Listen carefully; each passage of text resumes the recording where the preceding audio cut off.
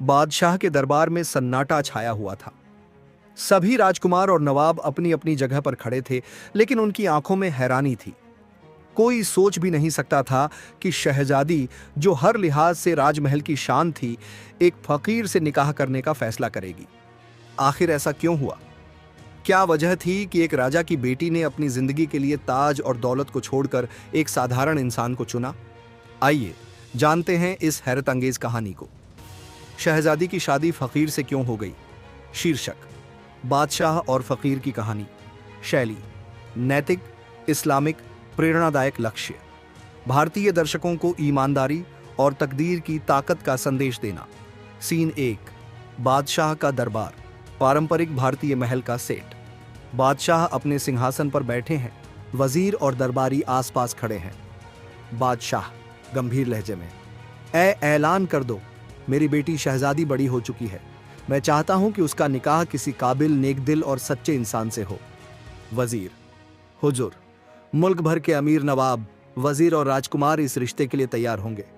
कौन ऐसा बदनसीब होगा जो इस मौके को छोड़ देगा? सीन 2: शहजादी का फैसला। शहजादी अपने महल में बैठी हुई है। उसकी एक सहेली उसके पास बैठी है।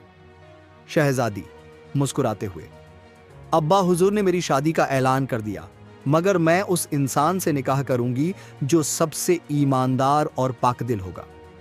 सहेली: मगर शहजादी, क्या आप अमीरी और ताकत को नजरअंदाज कर सकती हैं? शहजादी: हां, क्योंकि दौलत और ताकत नहीं, बल्कि इंसान का किरदार ही सबसे बड़ी दौलत है। सीन 3: फकीर की एंट्री। दरबार में कई अमीर लोग खड़े हैं, लेकिन तभी एक सादा लिबास पहने फकीर अंदर आता है। फकीर: ए बादशाह, अगर इजाजत हो तो मैं भी शहजादी का हाथ मांगना चाहता हूं। दरबार में सभी लोग हंसने लगते हैं। दरबारी: एत, ये देखो, एक फकीर भी शहजादी का हाथ मांगने चला आया। दरबारी 2: इसे बाहर निकालो। शहजादी मुस्कुराकर: ठहरो, मैं इनसे कुछ सवाल पूछना चाहती हूं। फकीर की तरफ देखते हुए: क्या तुम्हारे पास दौलत है? फकीर शांत स्वर में: नहीं, मगर मेरा दिल साफ है। मेरे पास सच्चाई की दौलत है। शहजादी: अगर मैं तुमसे शादी करूं तो क्या तुम मुझे महल जैसा ऐशो आराम दे सकोगे? फकीर: मैं ऐशो आराम नहीं दे सकता, मगर मोहब्बत और ईमानदारी जरूर दे सकता हूं। सीन 4: इम्तिहान। बादशाह सोच में पड़ जाता है, फिर एक इम्तिहान तय करता है। बादशाह: हर उम्मीदवार को एक बीज दिया जाएगा। 3 महीने बाद जो सबसे अच्छी फसल उगाएगा वही मेरी बेटी से शादी करेगा। सभी को बीज मिलते हैं। फकीर भी बीज लेकर चला जाता है। सीन 5: तकदीर का खेल। 3 महीने बाद सभी लोग अपने पौधे लेकर आते हैं। सभी के गमले में हरे भरे पौधे हैं, मगर फकीर का गमला खाली है। बादशाह गुस्से में: फकीर, तुम्हारे गमले में कुछ भी क्यों नहीं उगा? फकीर नम्रता से: मैंने पूरी कोशिश की, मगर यह बीज नहीं उगा। मैं झूठ नहीं बोल सकता। शहजादी की आंखों में चमक आ जाती है।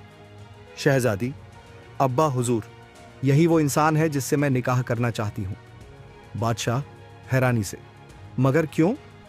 शहजादी: क्योंकि यह सबसे सच्चा इंसान है। असल में आपने जो बीज दिए थे वे उबले हुए थे, उनसे कुछ भी नहीं उग सकता था। इस फकीर के अलावा सबने झूठ बोला और अपने बीज बदल दिए। ये ही असली अमानतदार है।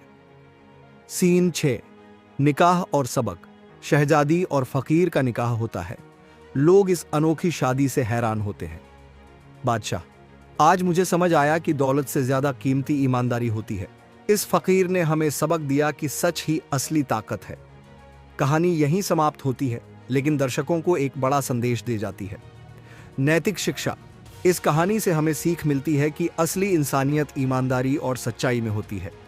दौलत और ताकत वक्ती चीजें हैं, मगर अच्छा किरदार ही इंसान को महान बनाता है। लाइक करो, कमेंट करो और सबसे जरूरी, अपनी उड़ान भरो।